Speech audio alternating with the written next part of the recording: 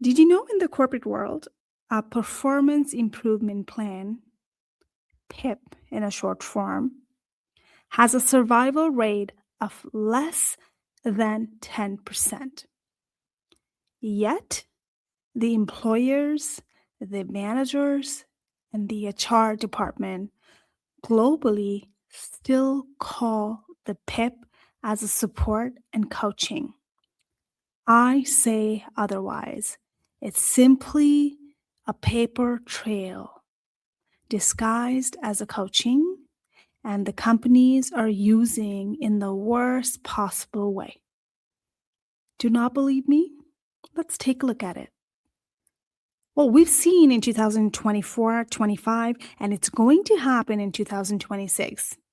How many top employers have used the PIP, the performance reviews plus the PIP, for laying off and terminating the people? There's been massive surge in layoffs, quiet layoffs, and I also say quiet firing.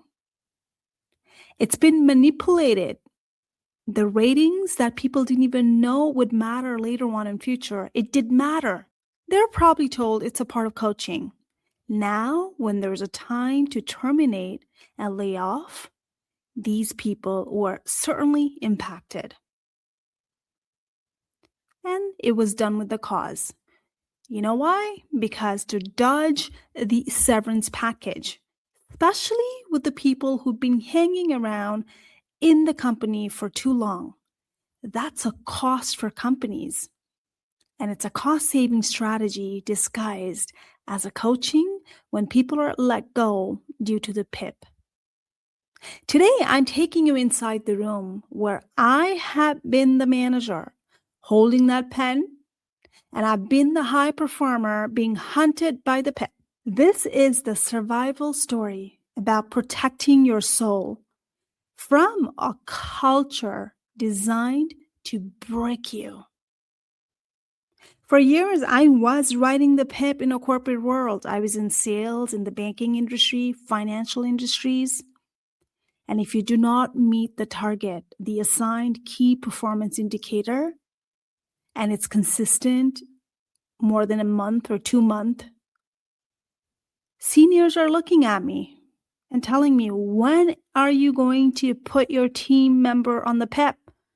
Get them out. Get them out or coach them or make sure they meet the target. Why the PIP was so crucial. And I thought I was being fair. And I'd be telling people, listen, if you don't meet the target, I'm going to have to put you in a PIP. So it was threatening for them. But I was looking out for them, so I never have to put them on a PIP. I barely put someone on the PIP. Maybe throughout my career in 15 years leading a team, barely 1 or 2. It was not the skill issues, it was the will issues. They were not the right fit, mostly the attitude. That's it. And before I did that, I shadowed with them just to find the root cause. Why are they not meeting the target and how I can support them? And training them, mentoring with them, tried it all before I placed them on the PIP. And it was not a shocking PIP. They did know what's coming to them. If they don't meet the target, I'm going to put them on a PIP. I'm going to assign the target. It's going to be micromanagement, and they knew it. Never a shocking PIP. I thought I was being fair, but was I?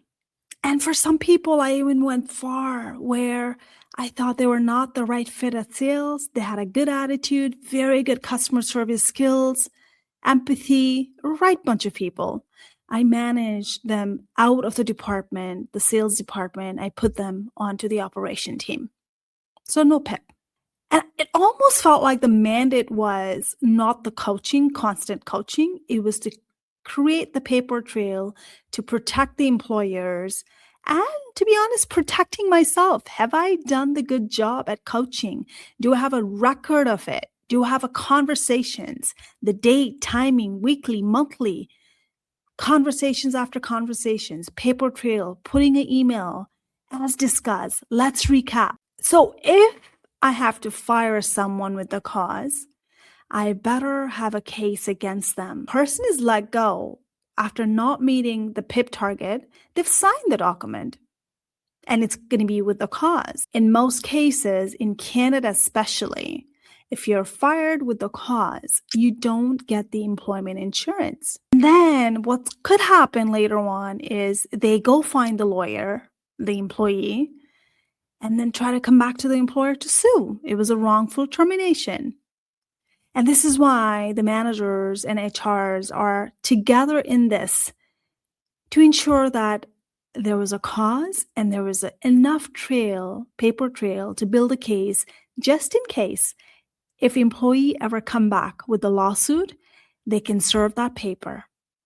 And this is why the PIP is created for the companies to protect the employers, and it's not about protecting the employee at all. That was a standard. Everyone's following the same standard, and they were supposed to do it. So sometimes the PIP is being used to send the message, listen, if you don't like this job, get out, without telling them. So you've heard the stories about me as a manager putting people on the PIP and obviously protecting myself to make sure that I'm leaving a paper trail, that I'm doing what I can as a support and a coaching and protecting myself to make a case to HR because HR wants to see it and they are telling me what to do to ensure that I am meeting the compliance. Just in case if the lawsuit comes back. See, we're all in this together. And if you think that you're going to go to HR and senior bosses to complain about your manager, they're all in this together. When the PIP is being served, or let's say when your performance review ratings are really crappy and you disagree to it, chances are your manager's already spoken to higher up, including the HR, and they've gotten the buy-in from it. And this is where it gets rough when you try to speak up. It's going to come back to your manager's desk without a doubt. So now fast forward a couple of years later when I got laid off from that job, I got the offers from the different bank. And I moved to the brand new city, to the remote area, top bank, but the branches. I took on, it looked very good on paper, the job offer, really like the HR. They sold me on it. And the title they created was, look, you are an external hire and we would love to train you, so set you up for success for you. You would be trained for at least a year. That's why your title would be manager in training, although you're a manager. Would be training, cross-training. You'd be going around to the different branches to learn operational side of it. So my job was to get trained for at least a year. So that way I learned every aspect of the branch banking. So at first, I was in one location for more than 4 months. I did not have a good onboarding management experience at all. It was more like, how do you onboard the customer service associate, learning how to clear the queue. As a manager, I didn't get the training that I was supposed to because the queue was always busy. And I'm literally glorified customer service agent at that point, right? But I was enjoying it because you got to make sure that you know the basic of it. Although I knew the product, I needed to know their systems. So I was quite okay with that. So every time I had to be trained as a manager for doing something, I got told, oh, it's busy. So let's hop in the queue. It was all about hopping the queue was a priority all the time for them. So, but then I got transferred to the different locations. And then at that location, it was even worse. All I'm doing is standing all day and serving in the queue. And I was truly excited to be trained as a manager. But no, I'm doing the tasks that entry levels are supposed to be doing, that I'm not even trained in the different branch. And the mentor who's assigned to me, who was a senior, and she looks at me dumbfounded, like, how come you don't know this? But I was never trained. And every time she's teaching me, she's making a remark about it. What did they teach you there? What did they teach you there? And at this point, at the new locations, I'm literally at the new job. They had a spies all over, reporting to them, and I kind of felt it. They had a happy hours, they had a Snapchat team. They knew what's going on, the personal lives. It was a small town, and I never came from that environment, you know, and it kind of felt like it was not the right environment for me. And to be honest, I was not vibing at all. I was already thinking, I'm not for this environment. You know what? Probably that's a dream job for somebody, but it was not for me. So I thought to myself, what did I get myself into? And after 2 months, the 3 people came to me and then said, "Can we have a quick chat?" I went in there and then they served me, "You're not learning so much and you should have been already an expert at this point. So we're going to be serving you the PIP." And I am shocked. I was so shocked. All my life, I was a high performer throughout my career. All my life, I've never been a low performer at all. And they saw me as a lower performer, despite the fact that my title was in training. That's a key, okay? Training. And I have not been in company for more than 6 months. And here I am put on the PIP. I could not believe it. Literally not training me that you're supposed to. You don't have a good onboarding process. And you're just trying to blame the other branches for not training me, but you don't want to train me here. And you've given up totally. And you wanted me to be an expert without having a good onboarding plan together. And all this time I was thinking, oh, I'm supposed to learn. I'm here to learn. Shocking, PIP. I've never had to ever go throughout my life. And as a manager myself, I never, ever did that to my direct reports. Hit them with a shocking PIP. And in this new branch, I totally felt I was an outsider. I came from the GTA, Toronto, like seen the corporate world and a small branch there, locals, everyone knew one another. And obviously, training was facade. No structure to it. They used me as a line clearer. I stood in my heels for 8 hours a day. There was not even a chair for me to sit. I had to wait for someone else to leave that chair and sit down. I was not trying to fit in. And I stood out, obviously. Despite the fact that during the training, I was so focused on fixing the things for the branches, I actually got recognized for being that ambassador. And I was flown by the company's head office to meet the executive. I had a brilliant meeting with them, and I was good at that. And I was seen as an outsider. Who is she coming from outside and going around flying and meeting the executive team, right? Obviously. So that was a threat to them. See the threat there. So how do you target people like that? Is by threatening them with the PIP. So they thought they were threatening me, but they were not threatening me, actually. They're making me realize that I was not supposed to belong there. In my life ever, I've never taken any leave of absence in my life. And I went away on a stress leave. I thought about it. Is it me? Is the culture? Is it something that I need to really refocus on myself? Then I realized it hit me. No, it's the wrong job for me. Wrong environment, wrong people I'm reporting to. I should not be there anymore because I lost all the confidence that I built for years as a leader. And it was my sign. So what did I do after taking a break? I sent an email to HR about I'm quitting. And they called me and said, maybe you can go through the other branch. Maybe that branch was not right for you. I said, no. It's going to be same people. It's going to be same mindset. And I'm done. And I quit by email. And that's when I realized the name PIP itself doesn't only threaten your career takes away your soul. It crushes your confidence. And I was not going to allow them to have that benefit.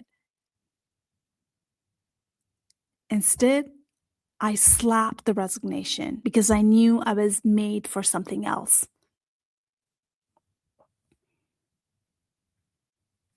So the PIP was a gaslighting for me. And that's what showed me what the corporate gaslighting is. No coaching, just the PIP for learning slowly. How do you measure learning slowly? Please tell me that. What's the smart process to measure that?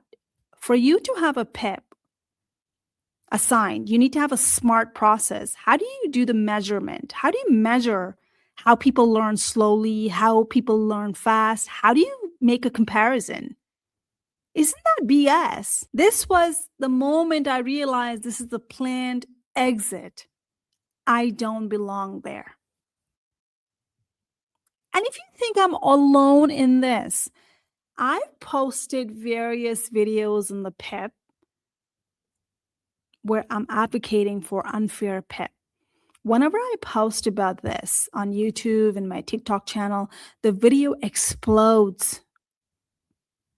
It's my highest shared, highest saved content because thousands of you are living this right now or might leave it soon in 2026. The comments are battlefield. You gotta go out there and see it. How many people come in and say, this happened to me exactly.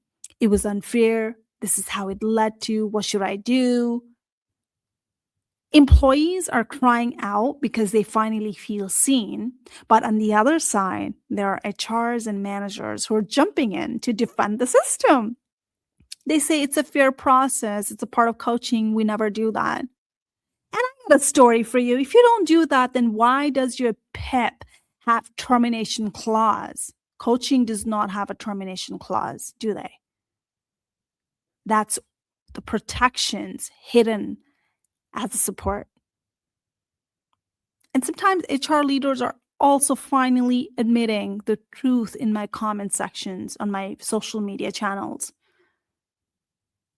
The PIP is the corporate final notice.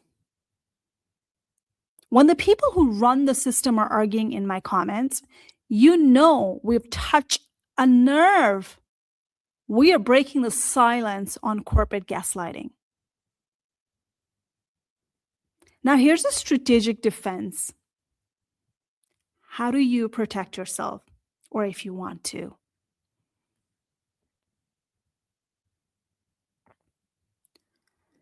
If you're served the PIP, you must fight with evidence if you want to fight back and speak up. First of all, I want you to reflect. If you were a star last year and a failure today, what happened? What's the root cause of it? Do you require the accommodations? Have you talked about it? Is it the environment? It's probably not your brain. And are they providing you that support, including the part of accommodations you need? And here's the HR approved disagreement. Don't just sign. Now, keep in mind, most people think that if I'm not signing the PIP documents, I'm not impacted. No, it's served already. Once served, you don't need to sign it. It's served. Send a recap email after every session to create your own paper trail. If you disagree, if it's unfair, if you want to fight back. Something may sound like this, the script. As discussed, I'm committed to these goals. However, I want to record that I have requested training on task XXX 4 times and was instead directed to do the other task. Name that task. Therefore, this KPI or the target is a result of a resources gap, not my performance. You being very specific. And the other one, You can't just simply say, no, I'm not going to go forward with the coaching and PIP. That's insubordination for you. Please don't do that. Go with it. The recapping it sounds like, thank you for meeting with me today to discuss my PIP progress. To ensure we're aligned, I'm recapping the key points. You mentioned I need to improve on tax, XXX. I reiterated that I have not yet received the access training for software Y required for this task. We agreed that you would provide resources or training by date. Please let me know if I've misunderstood any part of our discussion. If there's a resources gap, here's the documentation. If they're setting you up for failure by giving you too much work to actually improve, you must document the conflict in priorities. The script sounds like this, maybe. Regarding the goal of increasing my output by 20%, I want to document that today I spent 7 out of 8 hours handling the customer queue, emergency tax. As a result, I only had 1 hour to work on the PIP specific projects. How would you like me to prioritize this competing demands moving forward so I can meet the PIP requirements? And here is the unfair KPI rebuttal. If it's unfair and it's set you up for failure, the script may sound like this. It's impossible to move that goalpost, then you would want to speak up. I noticed the target for this month has been set as this. Based on the last 6 months of data, the average for this employee or this location is this, which is a lower amount. Could you help me understand the data used to set this specific target so I can better align my efforts? There you go. These are all HR approved way to document it. The minute you send out these creates the paper trail. It has the date, time. And if you're not comfortable sending this out, but you know that you're targeted, every day when the sessions are happening, when you're feeling, put that on an email. Send the note to yourself, to your home email address. That also counts as a documentation. And you know why? When there's unfair terminations due to the PIP and you wanted to go fight back with a lawsuit, the first thing the lawyer is going to ask you is, did you document it?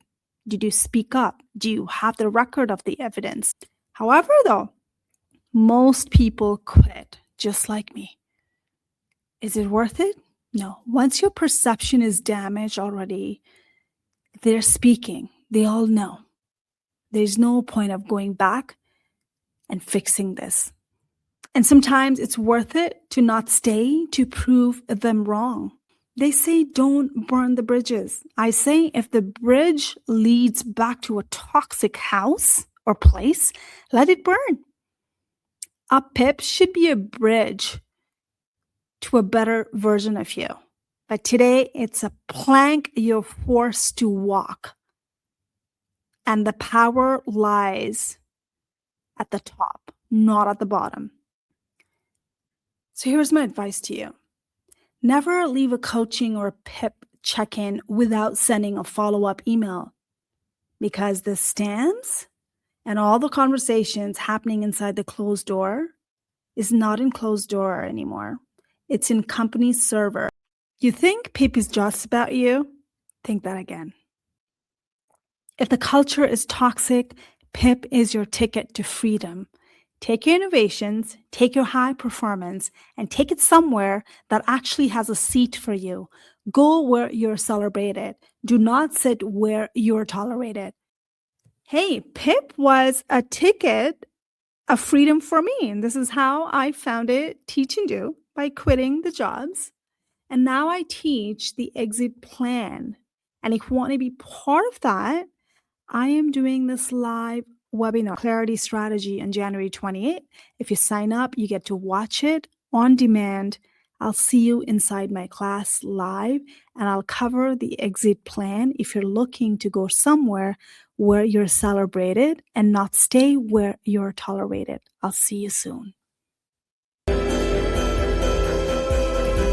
And that's the wrap for today's episode, Diaspora's Career Challenges, where blending in is overrated and fitting in to someone else's mold is so last season. If you love this sarcasm, don't forget to subscribe, share, and I'd really appreciate your review. I'm here to remind you that you're not here to fit in. You're here to stand out. Your accent is still a mystery to some. Who cares? So the next time someone asks, "Where's that accent from?" just smile and say, "Oh, don't worry. It's called unique. You'll get used to it." Where can you connect with me? I'm all over on social media. Connect with me on LinkedIn. And I do have a free resources for job search and career under teachingdo.com/free resources. Can't wait for you to come in and join me next week.